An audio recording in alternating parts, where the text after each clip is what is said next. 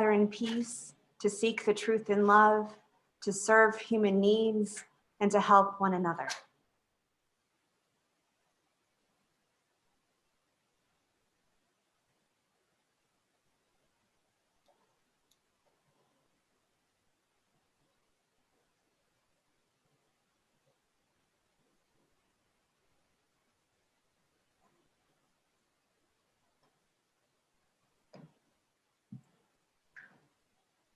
And now we would like to invite any of you to light a candle. I will light the candle for you, but share your joy or concern if you have something. I have a big joy. My daughter Maya is 19 years old today. It's hard to believe. It's been long and short, as those of you with children know.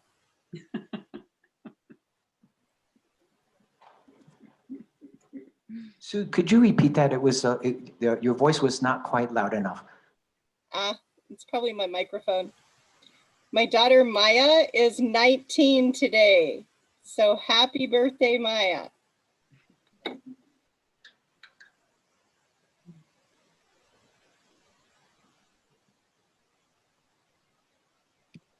So I would like to light a candle of appreciation for Barbara Walter, who has been behind the scenes here, making our fellowship building more attractive.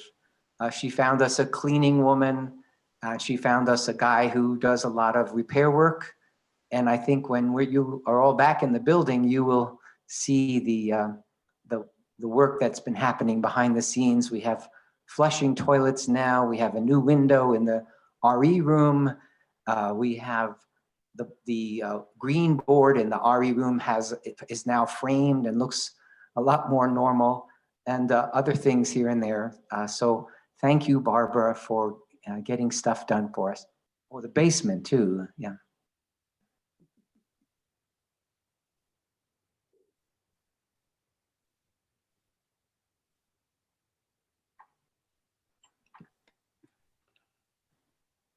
Victor, can I ask you if you are able to plug in this isn't a joy, or it's more of a concern. Can you plug in your computer into the amp? And that way you will be able to hear us better. You know, I am plugged in, but I'm gonna raise the volume and see if it makes it, is it any better now? Or do I need to move it up a little more? Well, we can hear you just fine. My concern is that you're not hearing us. Oh. I hear you fine. Okay, great. Yeah. Any other joys or concerns?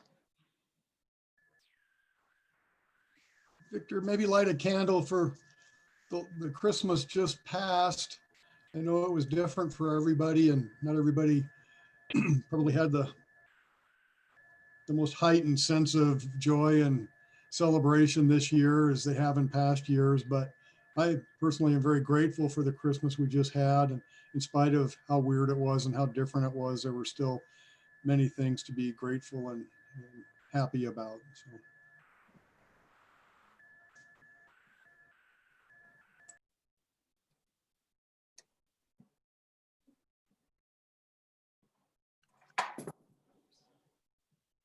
Any more joys or concerns?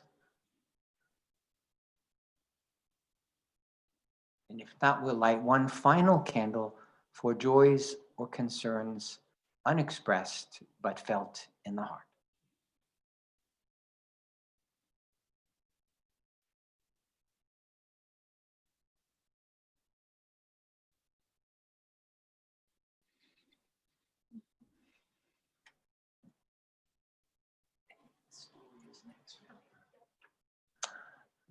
So are there any children in the world of Zoom this morning with us? Any children? I'm here.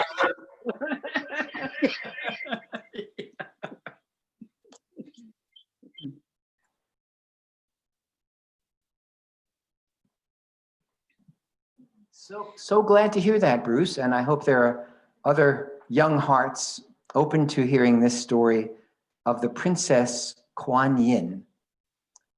Once upon a time in China, there lived a certain king who had 3 daughters.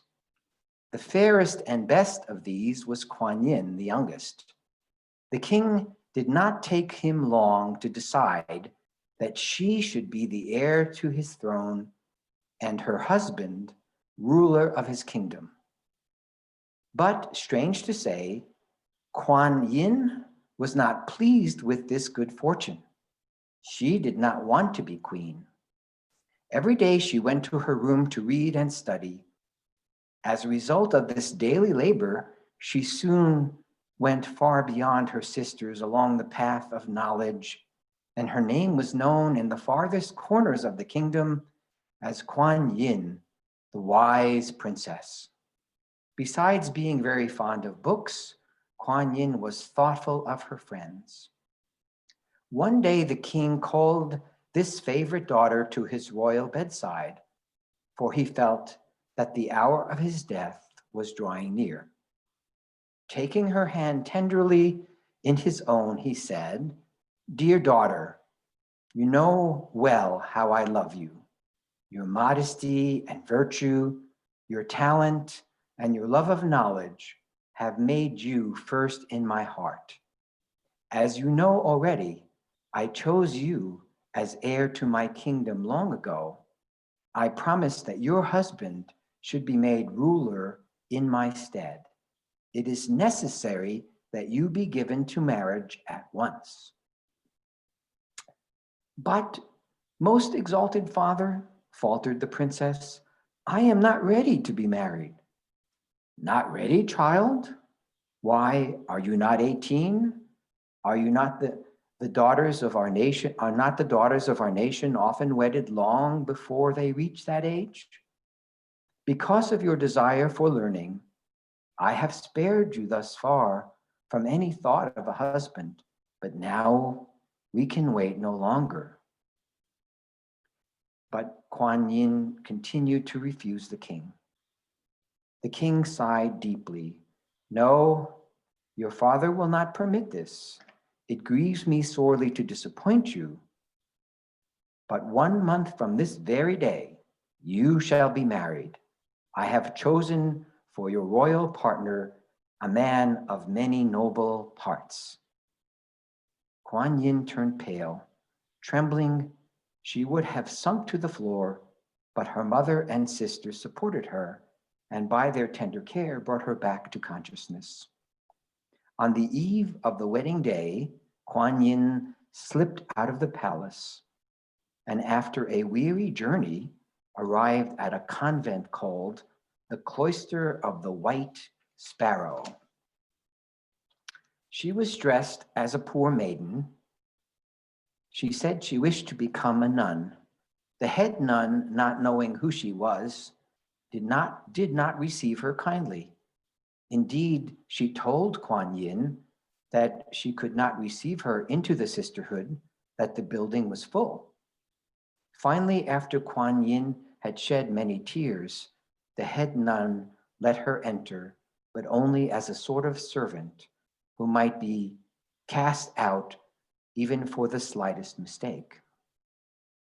Now that Kuan Yin found herself in the life which she had long dreamed of leading, she tried to be satisfied, but the nuns seemed to wish to make her stay among them most miserable. They gave her the hardest tasks to do, and it was seldom that she had a minute to rest. All day long she was busy carrying water from a well at the foot of the convent hill or gathering wood from a neighboring forest. In return for their rough words, she spoke to them kindly, and never did she give way to anger. Once when Kuan Yin was toiling up the hill for the 20th time, carrying 2 great pails of water on a pole, an enormous dragon faced her on the road. Now in China, the dragon is sacred, and Kuan Yin was not at all frightened, for she knew that she had done no wrong. The animal looked at her for a moment, swished its horrid tail, and shot out fire from its nostrils. Then, dashing the burden from the startled maiden's shoulder, it vanished. Full of fear, Kuan Yin hurried up the hill to the nunnery. As she drew near the inner court, she was amazed to see that in the center of the open space, a new building of solid stone. It had sprung up by magic since her last journey down the hill. On going forward, she saw that there were 4 arched doorways into the fairy house. Above the door, facing the west, was a tablet with the words written on it, in honor of Kuan Yin, the faithful princess. Inside was a well of the purest water. The sisters knew that this magic well was a monument to Kuan Yin's goodness. For a few days, they treated her much better. Since the gods have dug a well at our very gate, they said, this girl will no longer need to bear water from the foot of the hill. One night later on, the sisters were awakened from their sleep by strange noises, and soon they heard outside the walls of the compound the blare of a trumpet. A great army had been sent by Kuan Yin's father to attack the convent, for his spies had at last been able to trace the runaway princess to the holy retreat. Oh, who has brought this woe upon us? Exclaimed all the women, looking at each other in great fear. No one thought of Kuan Yin, for they did not believe her of enough importance to attract such anger. The threatening sounds outside grew louder and louder. All at once, a fearful cry arose from among the women. They are about to burn our sacred dwelling. Suddenly, a voice was heard above the tumult of the weeping sisters. Alas, I am the cause of this trouble. The nuns, turning in amazement, saw that it was Kuan Yin who was speaking. You, they exclaimed, astounded. Yes, for I am indeed the daughter of a king. My father did not wish me to take the vows of this holy order. I fled from the palace. He has sent his army here to burn these buildings and drag me back a prisoner. Full of terror, the sisters prepared to leave the compound and give up all their belongings to the cruel flames and still more cruel soldiers.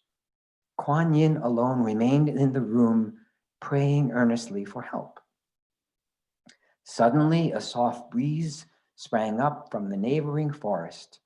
Dark clouds gathered overhead, and a drenching shower descended on the flames. Within 5 minutes, the fire was put out and the convent was saved. Just as the shivering nuns were thanking Kuan Yin for the divine help she had brought to them, 2 soldiers came in and roughly asked for the princess.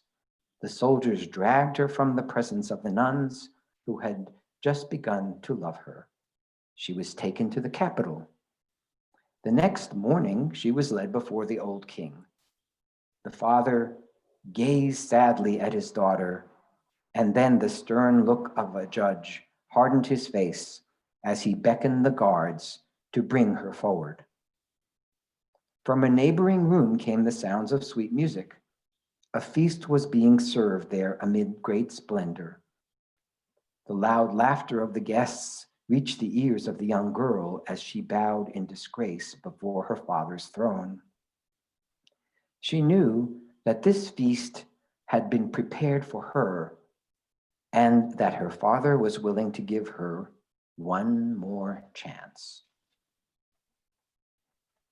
Girl, said the king, at last regaining his voice, in leaving the royal palace on the eve of your wedding day, not only did you insult your father, but your king. For this act, you deserve to die. However, because of the excellent record you made for yourself before you ran away, I have decided to give you one more chance to redeem yourself. Refuse me, and the penalty is death. Obey me, and all may yet be well. The kingdom that you spurned is still yours for the asking. All that I require is your marriage to the man whom I have chosen. Beloved father, she answered sadly, and her voice was full of tenderness. It is not a question of my love for you. Of that there is no question. For all my life I have shown it in every action. Believe me, if I were free to do your bidding, gladly would I make you happy. But a voice from the gods has spoken and commanded that I remain a virgin and that I devote my life to deeds of mercy. When heaven itself has commanded, what can even a princess do but listen to that power which rules the earth?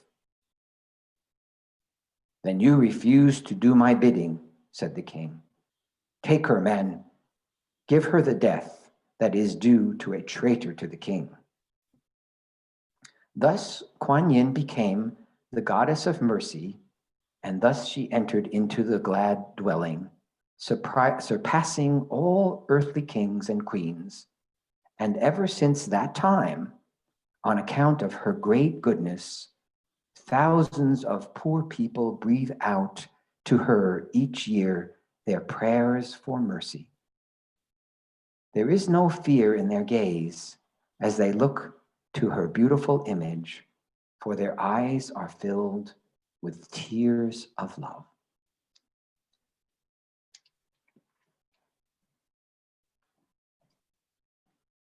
All right. For the moment of reflection, our words come from James Thurber.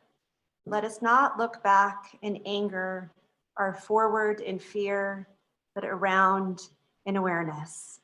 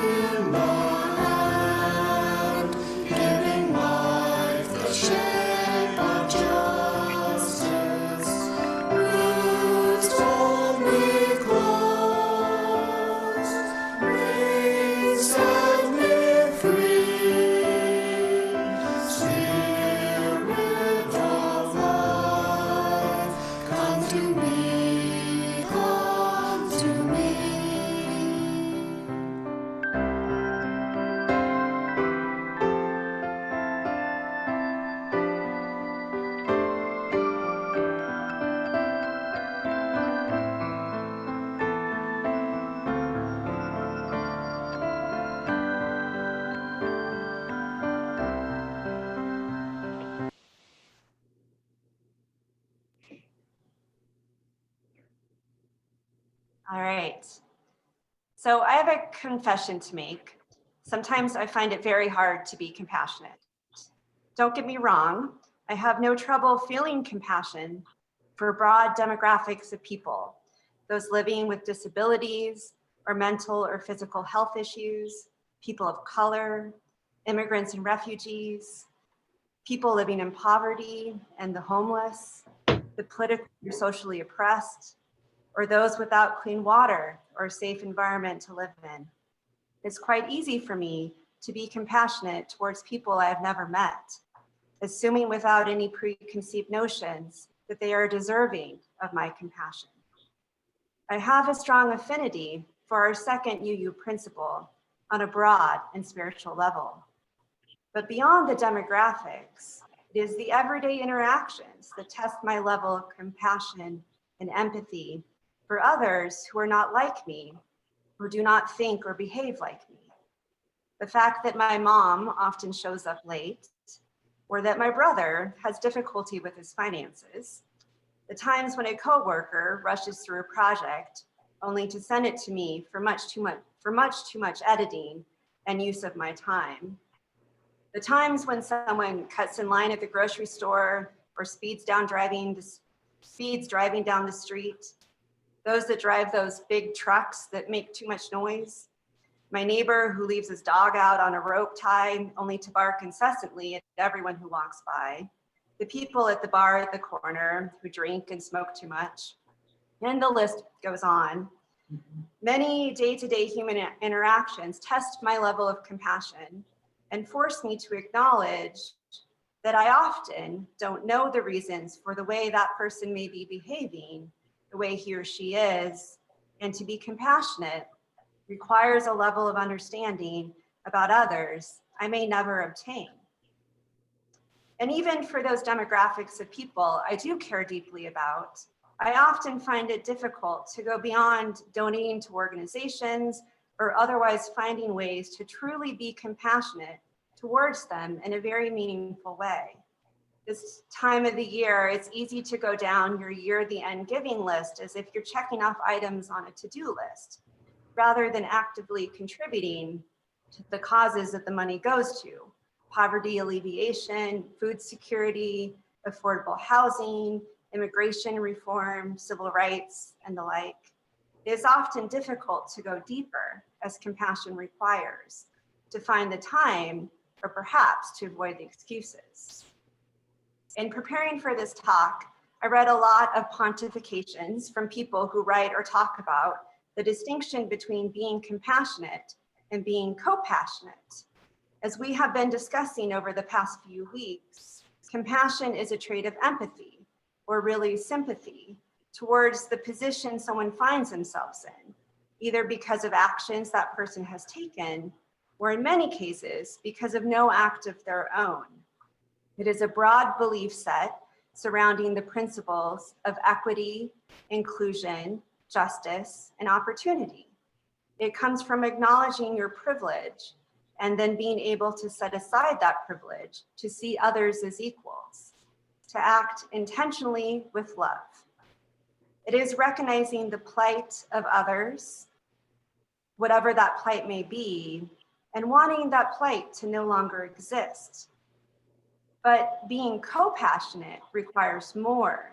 It requires you to effectively walk in the shoes of another, to experience what they are experiencing, as that is the only way to understand how to be effective in your compassion. A co-passionate action could be as simple as serving lunch to the homeless or visiting the elderly in a nursing home. It could be sitting down with someone different than yourself and listening to them, really hearing them without talking back. Some in our fellowship are co-passionate by trade, teachers, therapists, and healthcare workers. Some in our fellowship are co-passionate by volunteer activities or just in the day-to-day interactions I was talking about before. I admire all of you, and you inspire me to take a step of self-reflection on how I too can bring more compassion into my daily life. As many of you know, my day job involves working on climate change and addressing the impacts of Wyoming's coal mines and power plants. As the world migrates away from coal, the environment and the global climate benefits in very important ways. However, there are people left hurting too. The miners and coal company employees who built a life digging up a product very few want to buy anymore. In my line of work, there is this concept of a just transition, a way to transition the energy economy of the United States and the world in a way that provides justice for workers and communities where fossil fuels have been extracted and burned. As the new presidential administration readies to start governing, expect this just transition phrase to be heard a lot in places like Wyoming, Illinois, West Virginia, and Kentucky, and in DC. It has already been loudly stated by the incoming Secretary of Interior, a woman who models this concept in her daily life. In accepting her nomination, Deb Haaland stated, "Let it be known, our Interior Department will fight to address climate change and environmental injustice. We will empower communities who have shouldered the burdens of environmental negligence, and we will ensure that our decisions will once again be driven by science." But as wonderful and welcome as these words are, I struggle with the concept of just transition almost daily. The phrase is often too amorphous to do anyone any good. For me, it goes back to that difference between compassion as an abstract set of beliefs to a class of people you have never met, and compassion as something that directly applies as actions towards another human being. It is much easier in the abstract sense to say we should fund job retraining for coal miners. It is much harder in reality to find a coal miner who wants to be retrained and welcomes your actions of support. And to some extent, I also struggle with offering compassion to miners who built a living off of an industry that is so environmentally destructive, an industry that is not compassionate to our Earth's water, air, or climate. These individuals are sometimes hateful towards me and the organization I work for, and do not reciprocate any compassion I may offer them. But then I also feel guilt knowing that I make a good salary and obtain employment benefits from a job that indirectly, and sometimes directly, is an affront to their salary and employment. In the end, there is a tension that can't be overcome by broad concepts of justice or compassion. Another part of my day job that runs into my personal life is our state's movement for food justice and food freedom. If you're wondering how food can be just and free, don't worry, you're not alone. But during these times of some of the worst COVID outbreaks in the country at meatpacking plants, immigrant farm workers dying of pesticide exposure, and our family farmers and ranchers being land rich but cash poor, the food industry is facing a major reckoning with this lack of justice and compassion. A ProPublica article came out this past Monday describing in great harrowing detail how COVID has exposed the socioeconomic and political problems of our nation's food system.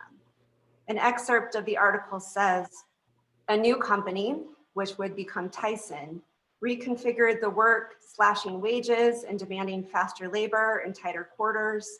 When workers across the Midwest balked, the industry turned to immigrants and refugees from some of the most vulnerable parts of the world. It was a population for whom exploitation was also an opportunity, and desperation silenced complaints. I have been reading these stories for months now. Every new one of these articles seems worse than the last. They all render me speechless, often in tears, and wondering what the heck I can do about it, sitting in my home hundreds or thousands of miles away from where the latest meatpacking COVID outbreak is. Buying more local food, yes, that is something I can do. Advocating for policies and state spending that enhance consumer choice and facilitate local purchasing, yes, that too. But overcoming the complete lack of compassion in the meatpacking industry, ensuring that immigrant laborers aren't exploited by the system that creates most of the food Americans eat, that one is a bit harder. Unfortunately, compassion can cause you to feel a pressure that you are not doing enough, making you feel hopeless or lacking power. But if you are forgiving of yourself, and if you have faith in others to act with you, there is always hope. When faced with whole systems that, at their very core, are built on exploitation and injustice, it will take all of our combined compassion to bring them down. We may not be able to uproot every socio-political system to build a more compassionate world, but all of us can bring more compassion into our daily lives and our interactions with each other and others. We can all use our power of the purse to donate to organizations that create justice and buy items that are created with justice as part of their main ingredients. Building on the other talks this month, and especially Cal's from last week, I have been reflecting that perhaps one of the best things one can do to maintain compassionate action is to stop and think before reacting. This goes for turning annoyance and anger into reflective compassion as you meet another human or interact with others. It also goes for purchasing that carton of eggs or that bag of coffee. Read the label and stop and think. My former colleague, Megan, who is co-founder of the Edible Prairie Project in Gillette, was featured in a Modern West podcast this last week. She tells us, you're not a passive actor. You've got purchasing power. You've got the ability to change the food system and build the food system you want. Everybody can take ownership of their role in the food system because we're all a part of it.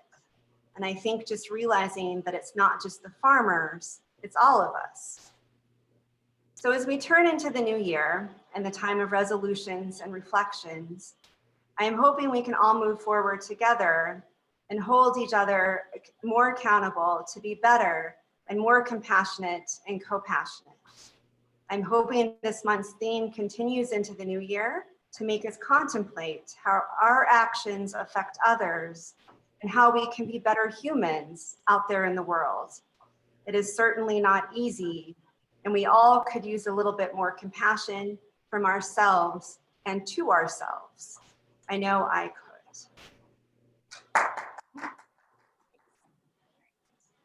Okay, great.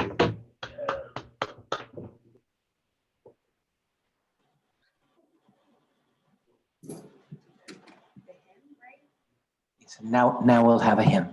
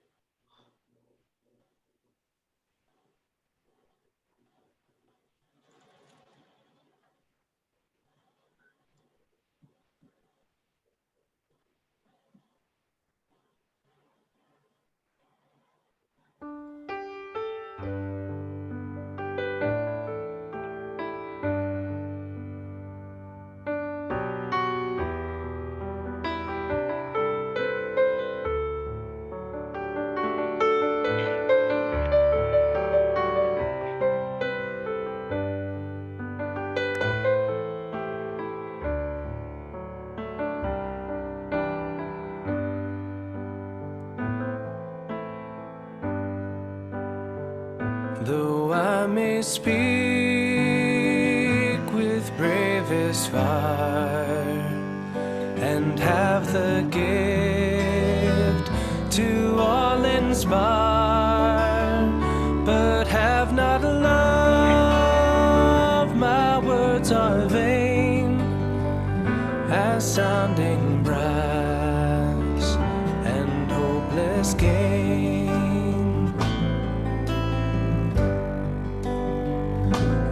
I may give all I possess and striving soul my love profess, but not be given by love within. The prophet soon turns strangely thin.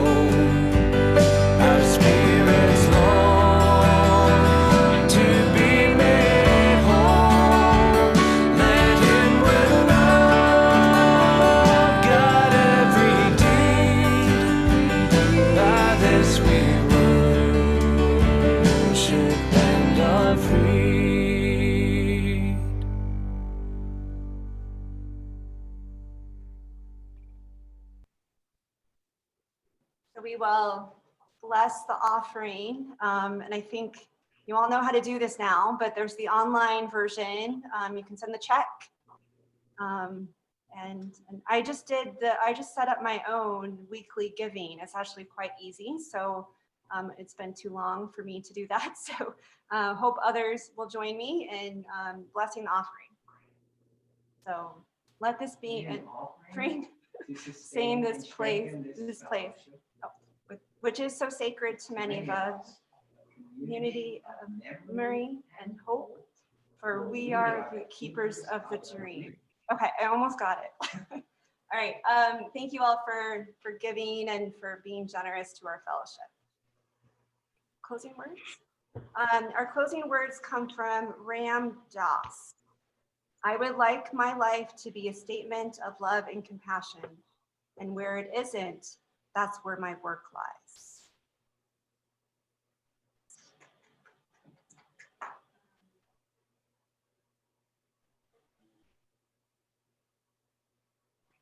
Okay, so discussion.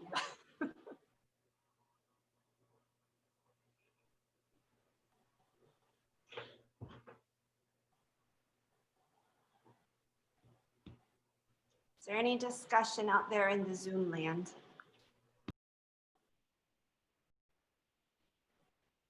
I think Victor has something, so.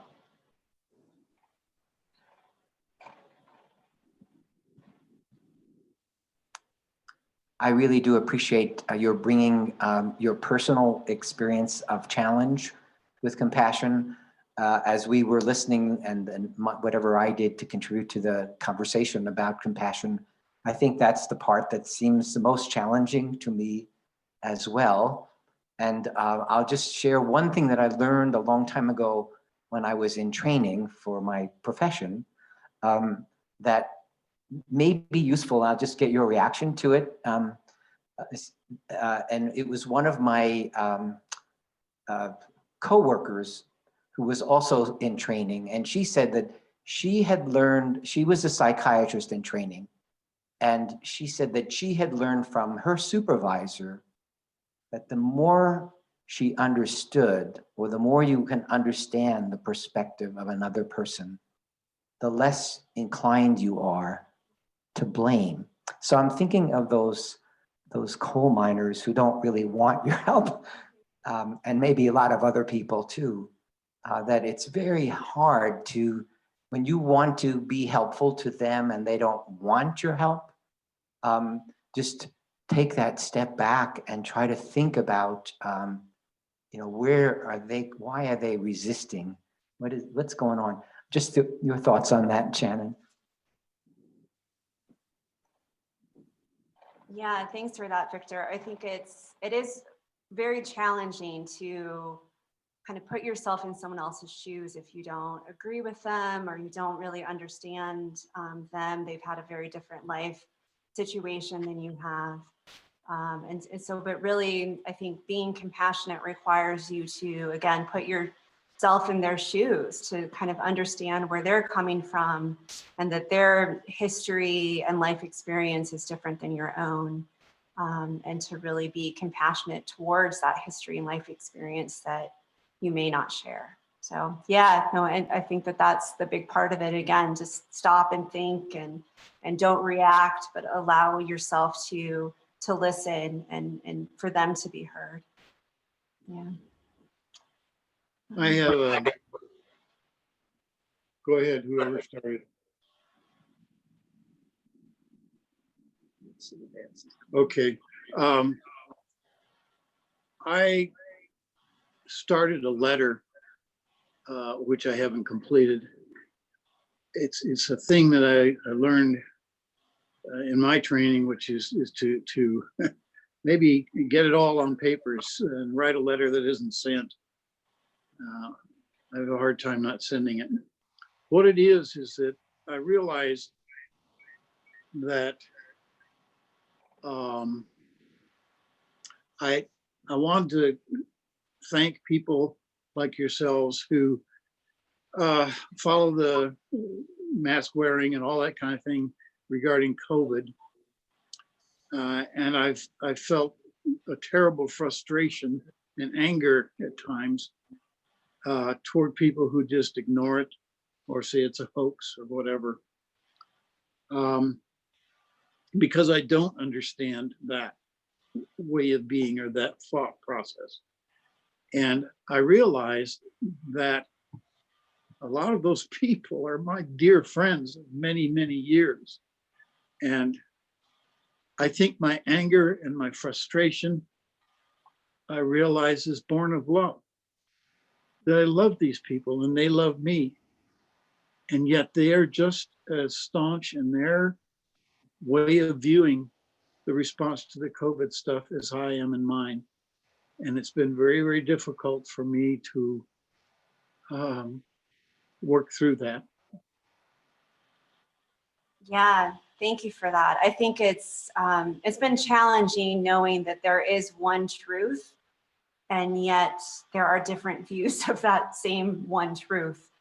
And so to be compassionate to someone who just doesn't, ignore science or what you see is a very fundamental truth, it's incredibly difficult.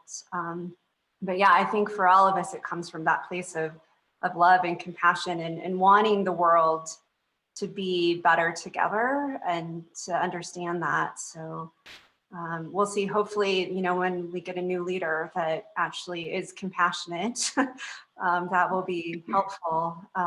But it's been a real challenge, I think, just on that very level of people not being compassionate to each other, and how that expresses itself into society. Yeah.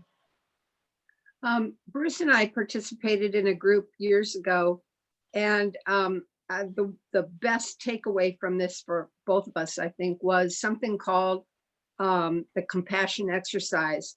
And basically, the mantra was, just like me, you have fears. Just like me, you have desires. Just like me, you have pain. And always remembering that point of compassion, just like me, you are the same in so many ways. And I think that's always kind of helped us to remember that. It's called the compassion exercise. I mentioned it last week. Yeah.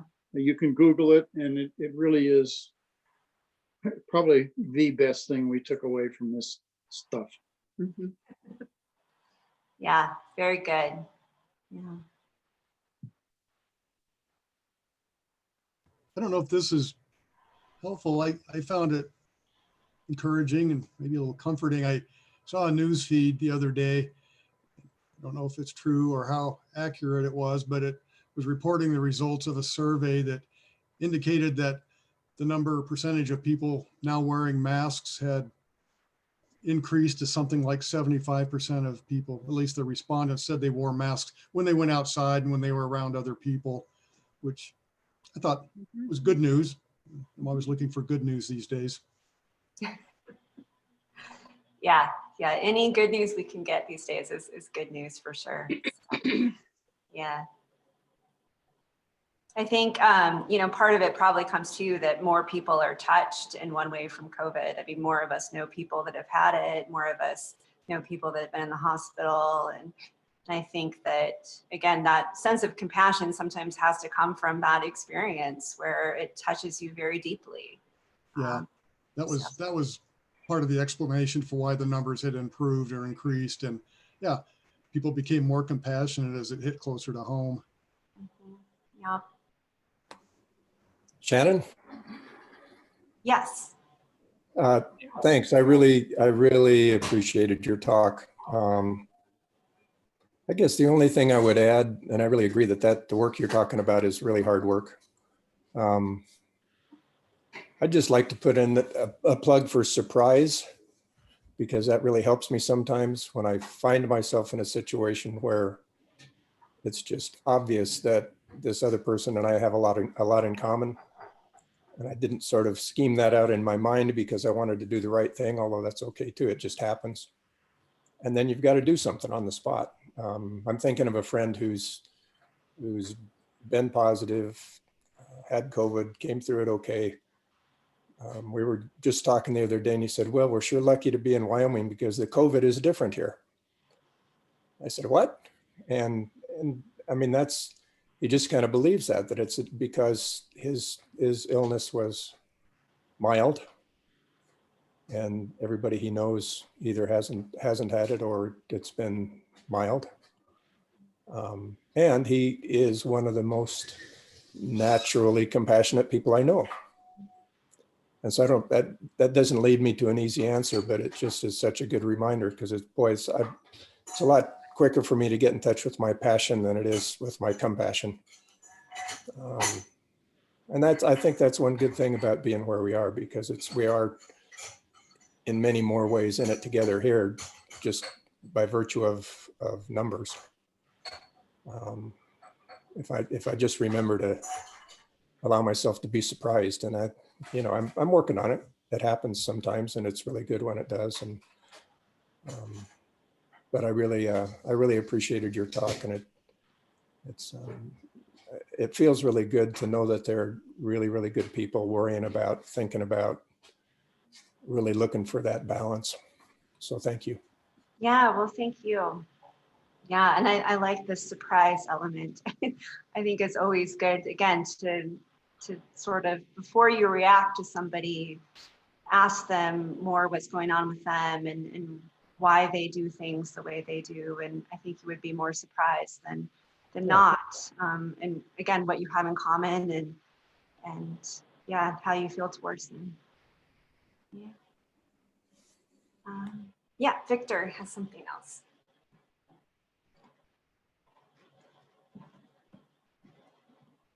Just a quick question for you. Could you review for us the distinction between compassion and compassion, and why that struck you as important? Yeah, so Google tells me the difference in various, it's more, I think, a theoretical distinction, but compassion is sort of the abstract belief that you feel compassion generally or abstractly towards a class of people or a group of people. And then co-passion is really when you understand that other person and you act with intentionality in a compassionate way towards that other person. So a common example I found again on Google is mainly that, if you go into the hospital with someone and you hold their hand and you kind of get the feeling of hurt or pain from that other person, and you really draw that into your response to them back. So again, sort of, the coal miners example, to listen, to understand who they are as people, to know about, their family, their history, their commitment to the community, all of those things that make them more than just a class of people, but really to be, that humanity that I think we all share together. Thank you. Yeah. I have an idea. As you know, I was with my sister for quite a few years. Joe and I were, and I was in a patient care conference up at the hospital. We had all the professionals, PT and OT and et cetera, and the nurses around the table with us. And one thing that I said to them was that I would never be aggressive in support of my sister, but I would be assertive. And that the most important person in that room at the time, I said, was my sister, who was sitting to the right of me. And the others said, well, not assertive, but passionate. And they said, Claire, how do you feel about that? And she said, cherished. And I said, how can I apply that kind of learning on my part to these circumstances? And I'm constantly searching. Yeah, thank you for that. I think that's a good way to end. We all need to be constantly searching. So happy New Year, everyone, and we'll look forward to continuing our discussions together. So the extinguishing the chalice. No. Oh, is there one more? Yeah, go Yeah. ahead. Yeah. Yeah. I was waiting for everybody to be done with the discussion, but I wanted to tell you that my daughter Mara just completed a writing project, and she wrote a lot about, well, it was focused on people and place, and she focused on coal mining in Wyoming. And I suggested she get a hold of you when she was putting this talk together, this paper together, and I don't think she did, but I want to make sure that she gets the talk from today, either if it's been taped and she can get it from our website, or if not, maybe I could get it from you to make sure that she gets it and has a Yeah, chance. definitely. I could email it to you. Yeah, for Sure, sure. sure thing. And I'm also recording now, and I'll have it up in the next day or so. This will definitely resonate with her. Yeah, and I would love to read what she comes up with. I think that would be Okay. great. Cool, thank you. And send it to Nina, and she can post it on the website. Okay, will do. Yeah. I have several older talks up as well that weren't up right away. So I may ask Victor to just send out the link to our UUFS YouTube channel, just so anybody who's curious can go back and look at some of those old talks. Excellent. Thanks, Ian. We appreciate all the tech wizardry that you do on your end. All right. We extinguish this flame, but not the light of truth, the warmth of community, or the fire of commitment. These we carry in our hearts until we are together again. Thank you. Feel free to stay on board the Zoom and have fellowship if you like. Hi, Katie. Congratulations on your new position. Thank you. Katie, I'd like to say also, I think I interrupted you when you were about to try to say something earlier in the discussion. Can you share that? Yeah, it's so, I feel super vulnerable saying this, but I was just thinking about how easy it is for me to give compassion and how hard it is for me to receive it. I'm so quick to say, I don't need your support, or I don't need that. I'm strong enough to get it on my own or to do that for myself. And so on Christmas Eve, my car broke down and picking up food to take to my sister's. And I'm in my little Subaru with my hippie bumper stickers and my mom and my little barky dog and my mask that says love. And got rescued from a non-mask wearing, Trump hat wearing man in a huge truck who was so kind to me and so lovely. And I just wanted to sit with receiving compassion is as hard for me as it is to give compassion, and challenging myself to think about my worthiness, and that is my lesson, I think. So that's what I was going to share. Nice. Great. I'm so happy to see everybody. It makes my heart so happy to be with everybody, even in this little virtual space. Hey, Katie, can you hear me? Yeah. Oh, okay. That is a very funny story, and I'm sure this will be something we can discuss again.